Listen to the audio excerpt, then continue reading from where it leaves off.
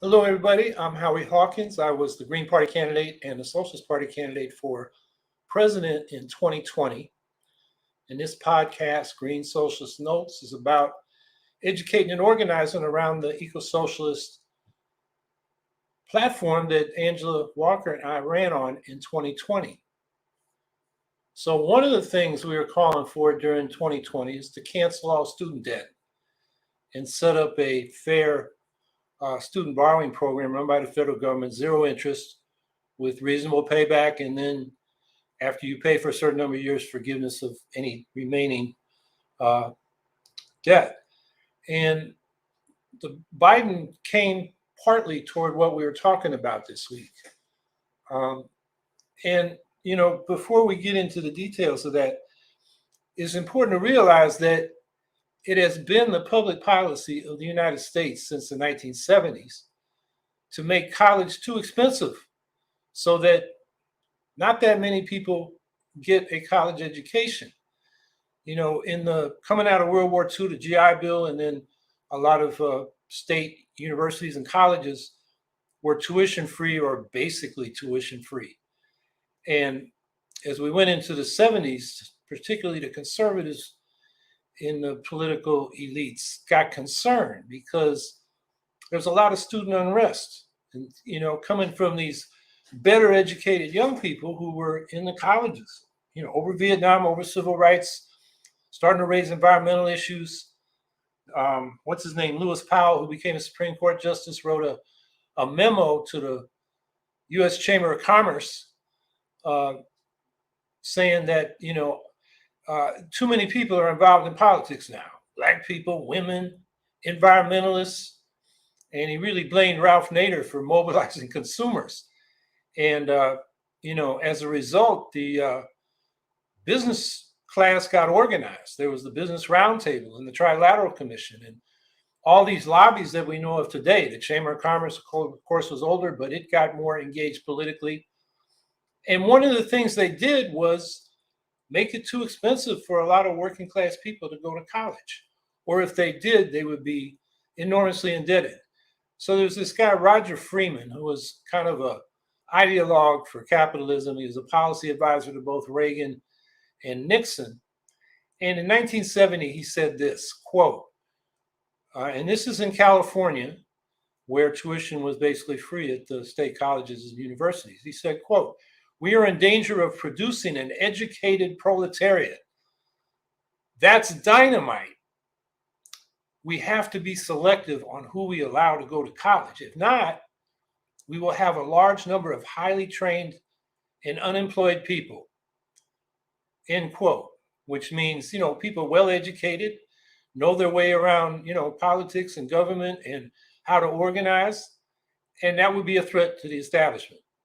How about a job guarantee instead of worrying about, unemployed college educated people? Instead, the policy decision was made to keep us ignorant so we are not able to organize and change society. And I'm going to put a Twitter link. I did a tweet about this yesterday because that quote comes from an article by John Schwartz in The Intercept yesterday. And so the tweet, basically makes the comment I just made and then links to that article. You might want to read that because it's informative. And I didn't put the link together, but Tom Hartman had another article yesterday about, how basically the Republicans in particular push to raise college tuition. I think Hartman lets the Democrats off too easy because, like here in New York, Mario Cuomo and Andrew Cuomo have run the state except for a little Republican interlude. And, tuition costs at public university and college have gone way up. So, you can't blame it all on the Republicans. It's really been a bipartisan policy, although the Republicans have certainly been the most vocal about it, maybe the most honest. I think what I said in that tweet is that this guy, Roger Freeman, the policy advisor to Reagan and Nixon, said the quiet part out loud in that statement that I quoted. So let's look at, what actually happened with this student debt cancellation. So the pause on paying off loans goes to the end of this year. It's extended. Pell Grant recipients will be eligible for up to $20,000 in debt cancellation if they're earning less than $125,000 for a single person or $250,000 for a couple. That will cost the federal government about $300 billion over 10 years. And then non-Pell Grant recipients will be eligible for up to $10,000 in debt cancellation. Again, if they're earning less than $125,000 if they're single, or $250,000 if they're a couple. That maybe will cost another $200 billion. The estimates are still coming out, but we're talking basically about $500 billion in cost to the federal government over 10 years, or $50 billion a year. Given the size of the federal budget, that's not that great. 90% of the debt cancellation will go to those earning less than $75,000 a year. So it's targeted at those without a lot of great income. So it eliminates the debt for 20 million and helps another 23 million out of 43 million total people with student loans. They're going to benefit to some degree. Another change is that people who are in the income-driven repayment system, which is basically your repayment is scaled to your income, the maximum they have to pay was reduced from 20% today to 10%. I'm sorry. The number of people in this program has increased from 10% of all student borrowers to about a third of all student borrowers today. So this is a growing program. And the income that's covered in this income-driven repayment system increases from 150% to 225% of the poverty line. So more people will be able to get into this program.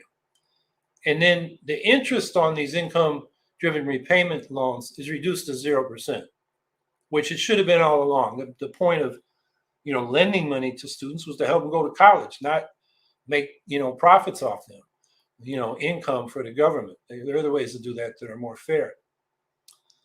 So those with, another change is that those with undergraduate loans, the cap on their repayment in this income-driven repayment program is 5% of monthly income, down from what it was before at 10%. And then the total balance is forgiven after 10 years of payment, whereas before it was 20 years. But that's only for borrowers with loan balances of $12,000 or less. So these are all, aimed at the lower income people who have loans and are struggling to pay. But still, a lot of people, even with better income, it's still a real burden. And, they're not getting as much help. Now, the thing, and this is pointed out, let's put this in the chat. It's a link to an analysis by Matt Bruning of the People's Policy Project. And he says, the way this thing is structured, it's going to bring more students into the income-driven repayment program, which is good. But what this program is doing is accelerating the inflation of college costs, because colleges, in particular law schools, have figured out that they can raise the cost of college, get more of this income-driven repayment program money, put some of it aside, and then actually as part of the scholarship program, pay, say they will make those payments and still make money for the college. So it pays for them to increase tuition. So, with forgiveness of 5%, after 5% of income for 10 years, total forgiveness, the colleges can maximize tuition and needed loans and put some of that tuition fee money, that loan money, into a fund to pay the students' loan payments. And as I mentioned, law schools are already doing that. Now, other schools, this system structures incentives for them to do that. And this is going to happen unless we have price controls on the cost of college education, like Australia does. They have a maximum amount you can charge for any particular given program of study. And if we want to control college costs, that's what we're going to have to do. So, I would say Biden's debt cancellation is a step in the right direction, but it's still far short of the goals we were talking about in our campaign, which are cancel all the student debt, set up a fair loan program going forward through the public sector, zero interest, adjusted for inflation on the principal, and then 5% of income paid monthly, and after 10 years, forgive whatever's remaining. And students are still going to need loans even if tuition is free at public colleges, which we also call for, because there needs to be living expenses. Although, we would suggest that we need a living stipend, at least for the undergraduate. For a living stipend along with the tuition payments, like the original GI Bill coming out of World War II. I mean, those people coming back from the war not only had their tuition paid, they got stipends, supported whole families with that. And, a lot of people took advantage of that. And there was a joint study by the Joint Economic Committee, House and Senate. And they found that for every dollar invested in the GI Bill, it returned $7 in economic growth to the economy. So it was a good investment. It paid off in spades. So, and then we need, the price controls like they have in Australia. If we did that, then everybody who wants to would be able to, take advantage of a college education. And, the problem that the right wing is worried about, you have a bunch of college educated people that are unemployed or dissatisfied. Well, good. We can organize to make the other change. So I think that's my evaluation of this student debt forgiveness. It's a step in the right direction, but we got much more to do. The other thing I'll note before opening up for questions and comments is that, the Greens, now that most of the petition drives are done, ended up doing pretty good on ballot access, despite the barriers that the Democrats in particular put in front of us. We won in North Carolina. The terrible behavior by the Democrats on the North Carolina Board of Elections was overturned by the courts. Oliver Hall from the Center for Competitive Democracy wrote a great lawsuit. You can get that from the North Carolina Greens probably. I mean, it's written so clearly that you don't have to be a lawyer to read it, like a lot of these briefs. And, the judge commented before he rendered his decision that the Democrats don't come here with clean hands, because they clearly tried to keep the Greens off the ballot by devious and turned out illegal means. And then we were successful in Pennsylvania. I went down and helped them one weekend. Massachusetts, Missouri, New Mexico did it earlier in the year. Really, the only state where we've got a problem is New York. As I've mentioned here before, there were 8 attempts, counting us, to get another ballot line on a ballot. Some of them were for the Democratic Republican Party, but most of them, all but one of them, were for other parties. None succeeded. The Republican cheated. His name's Lee Zeldin. He voted against certification of the 2020 presidential election as a member of the House, calling fraud, and then he committed, the most obvious fraud, and he got caught. He photocopied petition sheets worth over 11,000 signatures and then sprinkled them through his whole petition. He was trying to get over 45,000 signatures. He got caught. In fact, the latest reporting is they did that in Republican headquarters in Albany. So we've been calling for their indictment for election fraud. And the Democratic Attorney General and the Democratic DA in Albany, they know about it, but they haven't moved yet. And, we're wondering if and when they're going to move. So our status here, you see the poster behind me. The Greens nominated me for governor. I'm running with my lieutenant governor running mate, Gloria Matera. We have a hearing before the Second U.S. Circuit Court of Appeals on September 6th about our lawsuit. We lost at the district level with a judge who basically slept, literally, seemed to be sleeping through our presentation in that hearing. And, we're arguing on First Amendment and 14th Amendment grounds that the burdens to get on the ballot here in New York are violating our equal protection, 14th Amendment, and First Amendment political association and free speech rights. I think the case is clear because they're asking us to get 45,000 signatures in 42 days, which is off the charts in terms of other parts of the United States or even the world. I think I pointed out here before that the nearest comparable petition we can find is if you want to run as an independent for the State Duma in Russia, that's their national parliament, you need 15,000 signatures in 45 days. The old New York standard was 15,000 in 42 days. So we have a bill we've shopped around to Democratic legislators, none of them have picked it up yet, that would bring us back to the old standard. And I joke with them, we just want to get back to the Putin standard.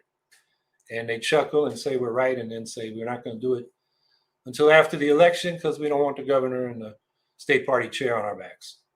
So we'll see what happens. We are going to run a write-in if we don't get on the ballot. And in this race in New York, you have two crooks. We got, Lee Zeldin, I just described his thing. Governor Hochul has a penchant for giving money to donors. We've had a Buffalo billion that Cuomo did. It was a scam, and now there's a second Buffalo billion for the Buffalo Bills billionaire to build a stadium. And then in July and early August, there were two cases came out where she gave contracts to companies whose leadership gave hundreds of thousands of dollars in donations. And these contracts were worth hundreds of millions, 1.6 billion in one case. So it's clear pay to play. And, so we're running against two crooks who ideologically, Hochul is a corporate centrist, kind of liberal on social issues, conservative on economic issues. And Lee Zeldin's a, right-wing extremist, a Trump guy. And so there's a huge vacuum on the left. And we hope to fill that. If we're on the ballot, we definitely can get a lot of votes. Write-in's tougher, but we're going to, get our voice out there and give people the option. So, but the good news is outside of New York, Greens got on the ballot everywhere they were trying. So that, brings us to about 20 states where we're on the ballot for these statewide elections this year. And of course, if we, or when we run a presidential candidate in 2024, that still leaves 30 states. Massive job to get on the ballot, unlike any other country, but, we will fight to get on the ballot and also fight to change the laws. We need a federal law for fair ballot access. The last law that would have set a federal standard for federal elections that was a good proposal was from old John Conyers, the former Democratic representative from Detroit. It's called the Fair Elections Act. That was introduced in 1989. And there's just been no interest among the politicians of the two parties in making ballot access fair. So that's why we need the Green Party to bring these issues to the fore. So I'll stop there and look for your questions and comments. Amy L. Sachs, are there any states with Green Party folk on the ballot where they'll actually be allowed into debates? Also, will more local candidates be on the show in the future? The answer to the second part is yes. I have a candidate in mind that I'm going to contact this week and hopefully get that candidate on, within a couple of weeks. And, anybody who knows a local candidate that, would be good to put on this program, let us know. And then as far as debates go, it varies from state to state. And I don't know the status in any particular states. I can tell you in my experience, sometimes we get in and sometimes we don't. What happens is, and this is the shame of the media, is they won't even talk to us about being in a debate until they get the lead candidate, which in this case is a Democrat. So for example, in 2006, I ran against Hillary Clinton for the US Senate. The issues were the war in Iraq, single payer health care, and, a Green New Deal. We didn't call it that then, but it was about, climate action and economic justice. And she didn't want to debate. She told the media, I will debate the Republican, who was a hopeless former mayor of Yonkers, New York. And in fact, when he showed up at the debate, we had a demonstration outside. We had a good 100 people. And the slogan was 1, 2, 3, 4. Clinton voted for the war. 5, 6, 7, 8. This is not a real debate. And the Republican walked up to us and he said, gee, where are my people? He didn't even have people there to, say anything or support him. The Clinton people, of course, had their machine people down the block. The police were keeping us separated. So that's how weak that candidate was. But I didn't get in the debate because Clinton dictated to the media. Then in 2010, Andrew Cuomo was the Democrat running for governor. And he said that time it was in his interest to have us all debate. So that was a debate kind of got a little notoriety because Jimmy McMillan, the rent is too damn high, would say a bunch of gibberish and then say the rent is too damn high, which everybody agrees with. And there were 8 of us. There was a woman who, Roger Stone, who was also running the Republican, was running a woman on the so-called Prohibition Party, who claimed to have been the woman that set our Attorney General, Elliot Spitzer, up with prostitutes, which the Attorney General paid for with his credit card. I mean, that's just hubris because he knows that's easy to trace. And he got caught and he had to resign in disgrace. So, she was in it. There was a libertarian. There was a Freedom Party candidate, which was, basically a black party that Charles Barron from Brooklyn was running on. And so there are 8 of us. And I got to debate and came in third in the election. In 2014, we also had a debate. That year, there's just 4 of us, Green, Libertarian, Democrat, Republican. But Cuomo had it in Buffalo, New York on NPR or PBS, where a few people would see it. But he was easy. I was in the position that debate where it was Republican, Cuomo, me, Libertarian. And they kept going in that order. So the Republican would attack Cuomo from the right. He'd defend himself from the right. Then I'd attack him from the left. And, he was easy to attack. And then the Libertarian, who was not the best candidate, would say something that nobody quite knew what to do with. Then the Republican would attack Cuomo from the right again. Cuomo would defend himself and it'd come to me again. And I'd be able to attack Cuomo. And he never got a chance to respond. So a lot of people said I won that debate. So in 2018, Cuomo decided he wasn't going to debate, really. And in fact, I ran into him in Central Park. MSNBC was having this sort of corporate charity program, and they wanted us third-party candidates to speak. We were kind of the bait to get Cuomo to come because at first he wouldn't come. So they gave us 1 minute. I took 2 minutes, and then Cuomo got 5 minutes. And of course, MSNBC, when I was speaking, switched to a human interest story about some Olympians who got pregnant and wasn't covered. And then when Cuomo came on, they covered him. So anyway, I ran into Cuomo backstage as he was coming in. And I said, Governor, I'm looking forward to our next debate. And his brow furrowed. And he said, what debate? Like his staff hadn't told him about something coming up. I said, we should have a series of debates. And then he realized that there was no debate. So he said, what, are you going to organize it yourself? And I said, if I have to. So we did get the League of Women Voters to organize an all-comers debate. The Republican came, the Libertarian, Serve America movement, which is now merged into this Forward Party with Andrew Yang. Their candidate was there. Cuomo didn't show. And of course, because he didn't show, the media didn't cover it, at least broadcast it. There was some news reporting, written reports. So that's the point. The media determines whether we get in or not. And they determine whether we get in or not because they listen to what the top candidate or candidates in the race will say, the Democrats and Republicans. And that's not the way the media they should let the debate happen and report on it, not decide who's viable and who's not. I mean, here in New York, and I often tell this to reporters, who say, well, my editor doesn't want to cover you so much because you can't win. And this is a state where the Democrats dominate. I say the Republicans can't win, but you cover them. So, we got a one-party state. They got the governorship, the Democrats do, and super majorities in both the House and the Senate, or the Assembly and the Senate. And they still can't get single-payer health care, which they've been, the Assembly side, Democrats have voted for constantly since 1992, I think, until they got the Senate majority, when they could actually do it. And now it can't even get out of committee. So the question on debates is really a question: will the media, what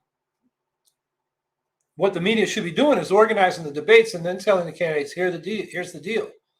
Instead, the media goes to the top candidate, in this state it's a Democrat, and says, what do you want to do? And we're only included if that candidate wants us included. So that's a problem. And, every state has its own battles, its own media. And we should be fighting to get in. The presidential debates, there may be an opening because the Republican National Committee voted to not participate in the debates organized by the so-called Commission on Presidential Debates, which has been a nonprofit controlled by the Democratic and Republican parties to keep out everybody else. And that's been going on since they muscled aside the League of Women Voters in the 1980s. Now the Republicans aren't participating. So that maybe opens up things for the presidential election in 24. So it's a long answer to a short question, but I think, we can get in debates. We have got into debates. Jill Stein tells a story how she got in debate in Massachusetts, and the online poll done by the public radio network there said she won, which, beating Mitt Romney and whoever the Democrat was. So she got in and did well. So, it's really important that we get into those things, and we have, and we should, and we got to fight to get in. So that was a long answer to a short question. Tom Bradburn, Jill Stein in 2016 proposed forgiving student debt. Is her way the same as Biden is doing? Well, yes, she did propose that. Unfortunately, she said it wouldn't cost the federal government anything. And that's not true. The government would be foregoing the debt repayment, because most of these loans are owned by the federal government, and the interest that they were projected to get. And I should have brought this link. In 2018, this woman, Stephanie Kelton, an economist who has advised the US Senate, Bernie Sanders, she's an advocate of modern monetary theory. She did about a 17-minute presentation on a paper they wrote on how to do it. But she does note that the Green Party candidate couldn't explain how to do it.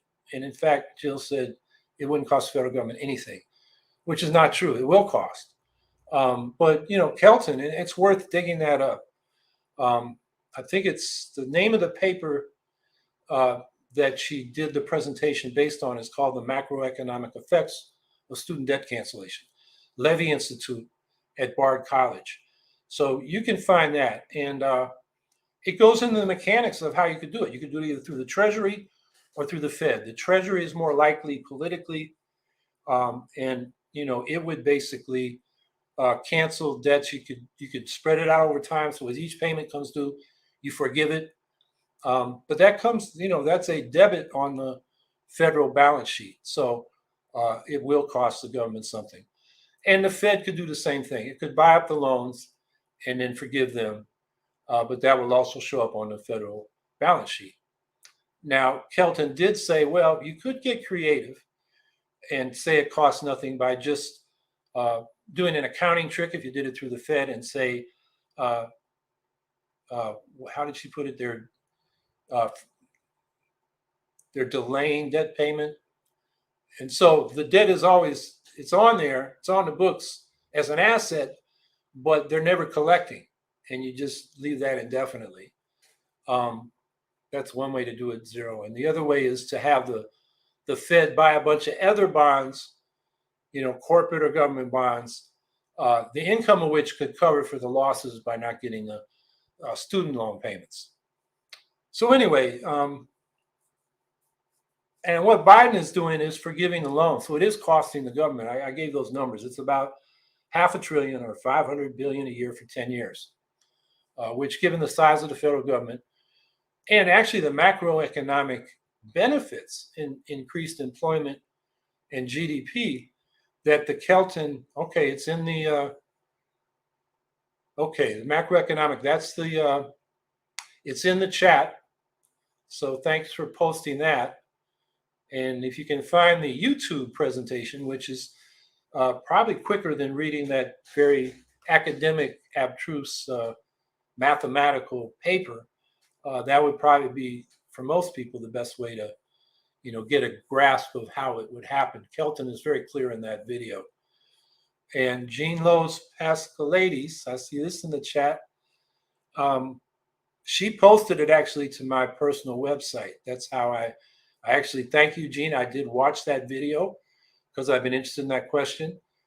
And yeah, you're pointing out, yeah, what I just pointed out, that the Fed could offset the cost by buying revenue producing stuff. In other words, bonds, corporate bonds and government bonds that would generate income for the Fed. So it would offset the cost. So yeah, student debt. I mean, it's affordable. It's not free, but it's affordable to cancel it. A. Jones 35. Joe Biden went at student debt at a 4 when we needed 10. Yeah, I think that's a good way to put it. A 4. I make it more like a 3 because he didn't broach tuition-free public college. He did call in his campaign for tuition-free community college, and that was part of Build Back Better, which got cut. And he didn't talk about it when we talked about student debt relief. So, yeah, 3 or 4. That's a good way to put it.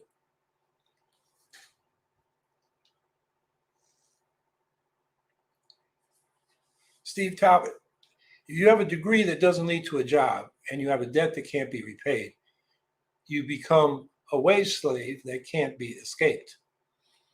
Yeah, somebody pointed out in the comments to my tweet that, more people are going to college because they need a white collar workforce in the service industry, sort of the and it's not really the service industry, it's the sort of administrative, technical class. And they do, but there are more people getting educated than are jobs in those sectors. So a lot of those well-educated people do work in the service sector.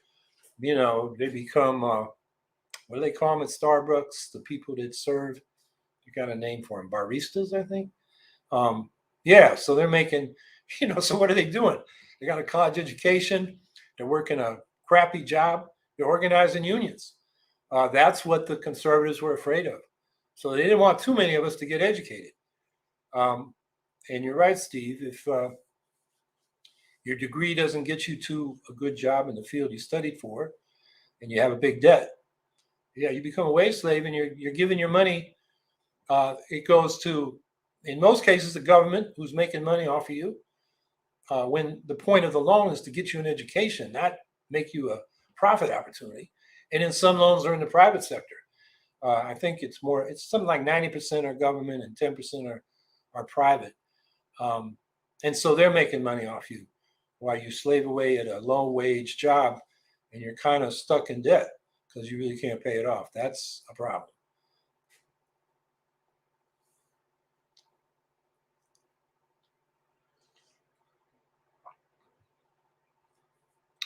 Eric Gray, as teachers, we are blamed for students being radicalized, given what they are clearly seeing in the breakdown of capitalism. Thoughts on this? That's what that conservative guy, Roger Freeman, was afraid of. People will actually get educated, get an analysis of the system, and realize we need to change it. And teachers get blamed for radicalizing students. I mean, they are helping them understand the system. Maybe the system needs to be blamed for radicalizing students, or maybe we should praise students getting radicalized, radical in the sense of going to the root causes of the structure, in the structure of the system. Now, of course, teachers are getting attacked for educating students so they can, have those insights. And that's why we get the attack on so-called critical race theory, which isn't being taught in the, public schools K through 12. what they're really concerned about is, teaching Black history, the real history of this country, and students understanding that, those inequalities are still structured into the system. And that is something that, the right doesn't want people to understand and resist. So we need to defend the teachers' right to teach reality, what really happened, and let the students draw their own conclusions.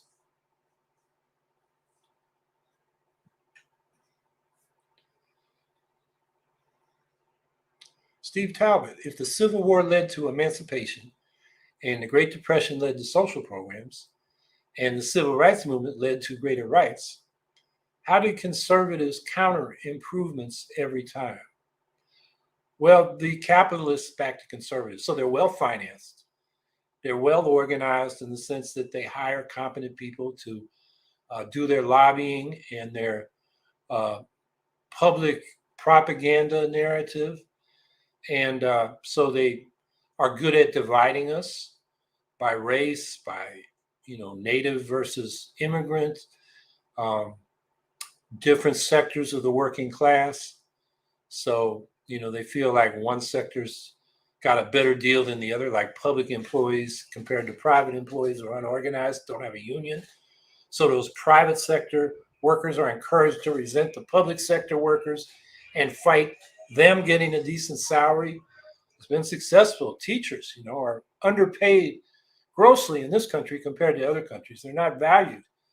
And now we have a teacher shortage because between the harassment they're getting from these, the grassroots conservative movement and the disrespect they're getting in the, sort of blogosphere or, the political, what do they call it? Where the talking heads are, the political debates, and the low salaries, people are looking for other work. So the conservatives, they had money, they had the establishment.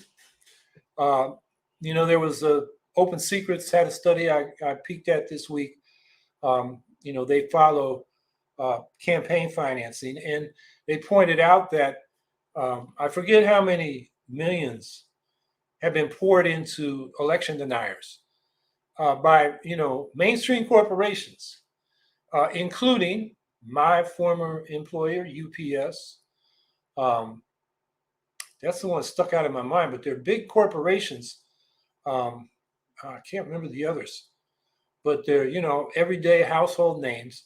The corporate sector, and I don't think there's so much in the election denial as these people are also very conservative when it comes to economic class issues. And that's what the capitalists care about. They don't want to be taxed. They don't want to be taxed to pay for social benefits for the masses of people, whether it's healthcare or education or public transportation or affordable housing or any of the things that we need. So, that's how the conservatives did it. They went to their capitalist sponsors and got the money, and they've been at it through they're well funded. They've been doing this, as I pointed out earlier. It really got going in the 70s. I mean, we've had business lobbyists and rich people back in major party candidates, but it became, the capitalist class became well organized and class conscious in the 1970s as a reaction to the civil rights and peace and environmental movements of the 1970s, 60s. It came out in the 1960s. So by the 70s, they were organizing their counter-revolution, and they largely won. By the end of the 70s, the Democratic Party was a neoliberal party, not a New Deal party. They were New Democrats, as Clinton eventually called them, and joined the Republicans in cutting social programs, expanding military spending. So, domestic austerity, imperialism abroad, and the environment, forget about it. That's just an impediment to business. So even though the science and the capitalists knew it, said climate change could become a serious problem, and all these toxics that we're putting out could be serious, they didn't want to hear about it because they wanted to basically use the environment as dumping ground for their toxic waste and their global heating emissions. And so that's what we've had for the last 50 years. And then people wonder why the Green Party's out here, quote unquote, spoiling elections, because we're getting no answers from either party.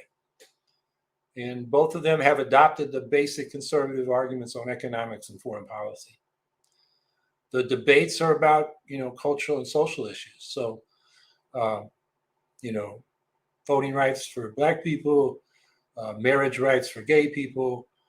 Those are things that the Democrats are for and the Republicans are against. So they fight about that and get us all worked up about that.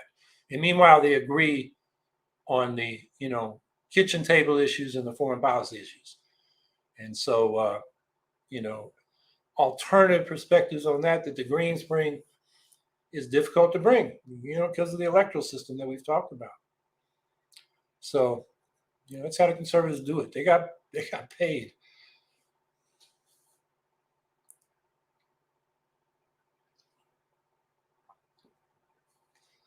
Comments on the release of the Trump affidavit.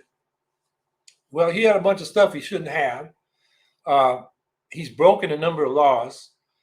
So, my question is, how soon before Merrick Garland indicts? And if he doesn't, that's just another argument why, the Greens need to step up and get some power, because this happens over and over again. Rich people, Republicans as well as Democrats, break the law. Everybody sees it. And then nothing happens. I mentioned Lee Zeldin, election fraud, submitting these fraudulent signatures, photocopying pages and sticking them in his petition so he had enough signatures. And he hasn't been indicted. As far as we know, there's no further investigation going on, other than what the Board of Election did in verifying a complaint that was filed about Zeldin's petition. So we see these people. And Trump has done it his whole life. We've been following him in New York forever. He doesn't pay his workers, his contractors, his vendors. He, obviously, and Michael Cohen, had firsthand knowledge of this, but David K. Johnson, the journalist, has documented a lot of this. Bank fraud, insurance fraud, and tax fraud. It's all over the place. He overstates his assets when he's going to get a bank loan or insurance, and he understates them when he pays his taxes. And so he's like keeping two sets of books. This stuff is so obvious. Not to mention all the money laundering that he's done for Russians going back to the 80s. A lot of journalists have documented that. And he's still walking around. They may get him on this. A lot of the commentary now is Merrick Garland has no choice but to indict. What? We'll see. The thing that this Trump affidavit and what it shows Trump had, to the extent they could reveal details, it more just describes categories of stuff he had. That he's violated a lot of laws. He shouldn't have had them. There may be other problems, in terms of what he did with it. That requires investigation. So the question is, will the Democrats, who do have the power to indict, will they indict him?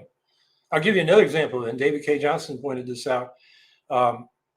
The newly elected district attorney of Manhattan inherited a case on criminal charges against Trump for bank insurance and tax fraud. And he dropped the case or put it on hold, saying he didn't like the evidence. Now, the prosecutors were two of the most experienced people in white-collar crime. They defended the crooks as well as prosecuted them. And they resigned in protest. Now, that could have, Democratic governor of New York could have mandated that case be, taken from the Manhattan DA and given to the state attorney general, a Democrat. Or the state attorney general could have asked the governor to do that for her. Hasn't happened. Now, there's been some new evidence, and the New York DA has had to look at it again. But that's another case where the Democrats had the power to go after Trump, and they backed away. So that's my concern.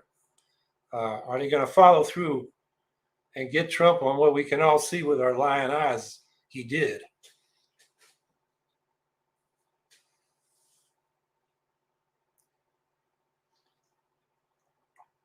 Steve Talbot, if I don't have a Green Party candidate on the ballot, how can I find out about Green Party candidates in my local area to use as write-ins? Well, contact your local Green Party. And I don't know, what state you're in or what city you're in, but you can find out who there is. I often, unless I think I need to vote for, usually a Democrat to stop a crazy Republican in some race, I write in greens. And in New York, they count those and they report them, and the newspapers report them. So it makes a statement. Your vote is your voice. So I think, yeah, find out who the candidates are, or even if they don't have candidates, write in some people that will make a statement about, the kind of policies that you want the government to have.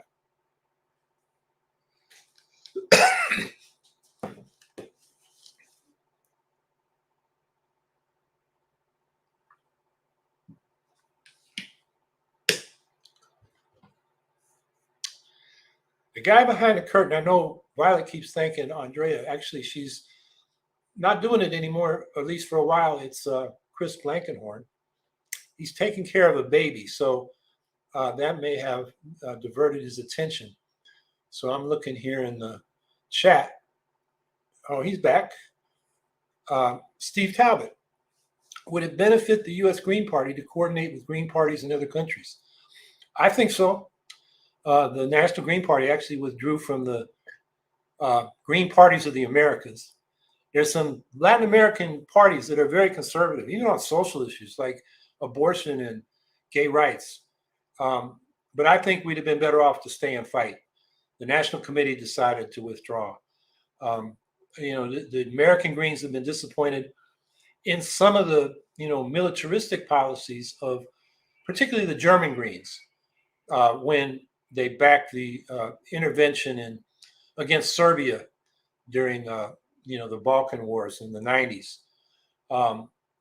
But again, I think we're better off being in dialogue with them or even arguments with them if we have to, than to, withdraw, which some people in this Green Party in the United States are advocating. I think, we have something to contribute to that conversation. We have a certain perspective, being at the belly of the beast of U.S. imperialism.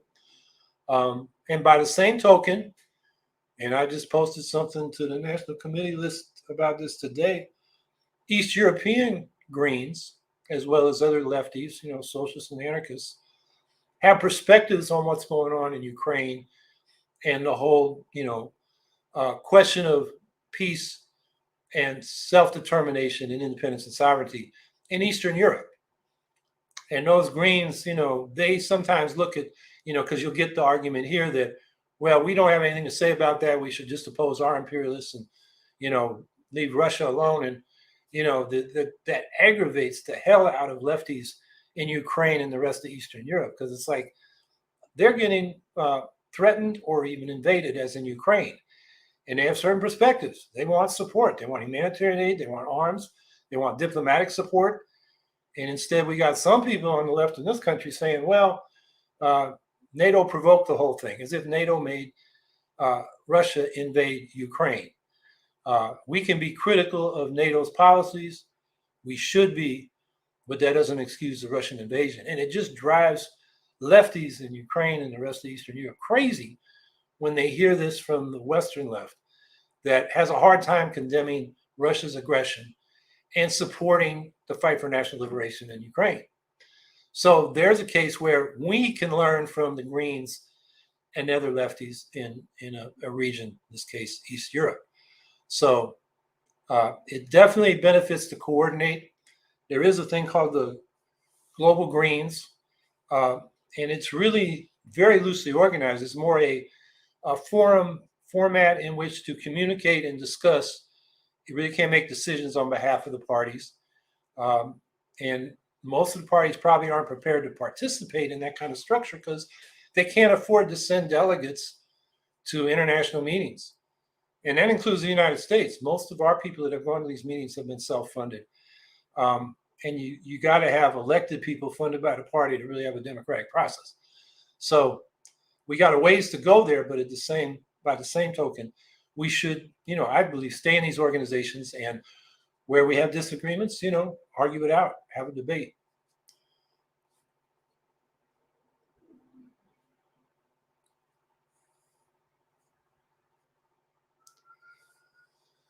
Jean Lowe's Pascalides. DeSantis is putting veterans in the classroom to solve the teacher shortage.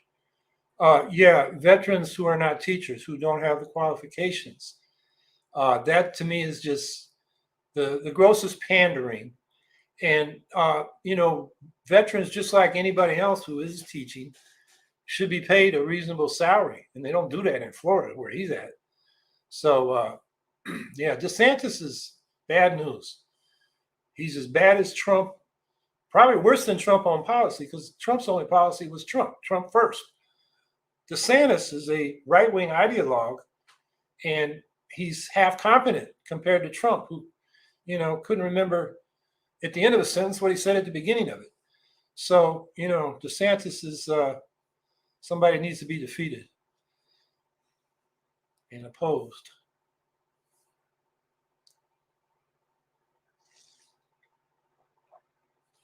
Blind Boy Wilson, the elephant in the room is ridiculously high tuition. Yeah, it's the elephant in Biden's room. It's not in our room, because we, talked about that. We need price controls on tuition like they have in Australia. Any particular course of study should have a maximum price on it, because the tuition and college costs have been inflating at a ridiculous rate for decades. And as I discussed earlier, part of it's due to the way they finance student loans, and the colleges can take advantage of that to make money. And that's got to be changed as well. So yeah, it's the elephant in the room of the national debate for the most part. But hopefully our little debate here, and giving you some links to like Matt Bruning's discussion of the actual implications of Biden's policy on tuition, we'll begin to get more people aware of what the issue is and how to fight it.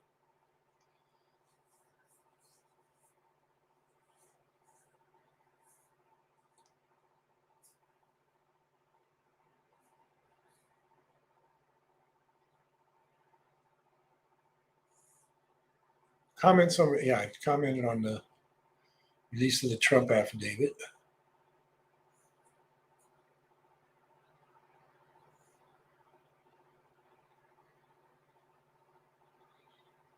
Yeah, I see in the chat, Blonde Boy Wilson also said we need to stop talking about Trump while Biden and Clinton remain free.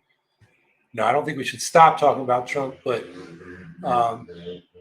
not sure what crimes Biden and Clinton, unless you were talking about war crimes. There we go. And of course, then that becomes, well, what format do we have for war crimes? The United States is not part of the International Criminal Court. Russia is not part of the International Criminal Court. We got a Security Council where the great powers veto each other, so the UN is hobbled. One of the things that the left in Ukraine has raised is reforming the UN, making it more democratic, so these imperialist powers can't veto each other and hamstring the UN. They've also, this was before the big invasion, February 24th, but while the conflict in the Donbass was stalemated, bringing in UN peacekeepers to police that, because there was a Minsk agreement that neither Ukraine or Russia really implemented their sides of it, so it really didn't happen, and the front was frozen. Although, contrary to Russian propaganda, there was no big invasion or, genocide toward Russians in the Russian-occupied area. Basically, if you look at the statistics from the organization OSCE, Organization for Security and Cooperation in Europe, who have monitors there, most of the deaths happened in the first year. They're about equal on either side, both for combatants and civilians. And in 2021, I think a total of 16 people died, most of them due to landmines that had been planted earlier, most of them in the first 6 months of that year. None were killed this year before Russia invaded. So there was no big genocide or war going down in the Donbass. It was a stalemate. So anyway, the left in Ukraine was saying, well, why don't we bring in UN monitors or UN peacekeepers to keep the sides apart. And if we ever get to the point where this war ends and there's a settlement, that they may be needed. But of course, the record of UN peacekeepers is very checkered. Haiti and parts of Africa, there have been enormous atrocities. They basically went and ducked and hid in Bosnia when the Serbians were going after the Bosnian Muslims. They just, they had the arms, the troops, and they didn't engage to stop the murders. So bringing in the UN peacekeeping force has got to be a competent one that can do the mission. So how did I get? Oh, I was talking about East Europe left. Steve Talbot, are conservative ideas popular with some because a large chunks of people are conservative, or are people conservative because it is temporarily popular? Interesting question. I think if you look at public opinion polling, on social issues, people tend to be conservative, but persuadable. I mean, look at what happened with gay marriage. In 2004, Karl Rove, on behalf of Republicans, put a bunch of referendums on the ballot for people to vote against it. And that same year, Greens in New Paltz, New York, the mayor and the deputy mayor, started marrying gay couples. The Democrats got an injunction. The attorney general I mentioned earlier, who resigned in disgrace for going to prostitutes, but he got an injunction against the Greens doing those marriages. That was then. By 2012, New York had legalized gay marriage. The big NGOs in the gay rights movement were saying we were going to start a backlash. What we did was start a movement. And by 2012, and I forget when the Supreme Court decision was, I think it was later that same year, or around that period, maybe it was 2013, legalized gay marriage. So what I'm saying is, on the social issues, people can be persuaded. Racial attitudes, even though we still have a big problem with racism, are much better now than they were in the 50s and 60s, let alone the 20s, when they were probably the worst they ever were in this country. So we can move people with conservative ideas. Now, on economic issues, people tend to be new dealers, even Republicans. You talk to a lot of Republicans, grassroots, rank and file Republicans, they want single-payer health care. They want Social Security benefits increased. They want a lot of the things that, a left kind of social democratic liberalism would be for. Now, are people conservative because it's temporarily popular? I think that's true of a lot of young people who are still finding their way, and they get in with a peer group where being conservative, being even racist is cool. A bunch of white boys. I ran into this when I was petitioning. And I think, I actually saw this. I think I witnessed this.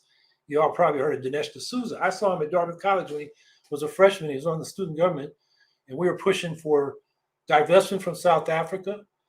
And it took him weeks to make up his mind. And what I think I saw is he went to the right because the right was well funded.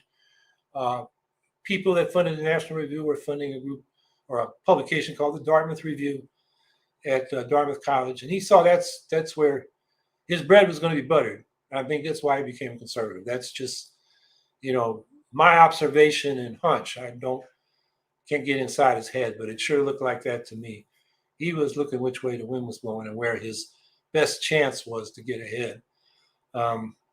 So I think that happens. Where was I? When I was in Connecticut, and one of the petitioners was talking about her brother, who our political ideas aren't well formed, but he's hanging out with conservatives, so he thinks he's a conservative, just so he can be in part of the crowd.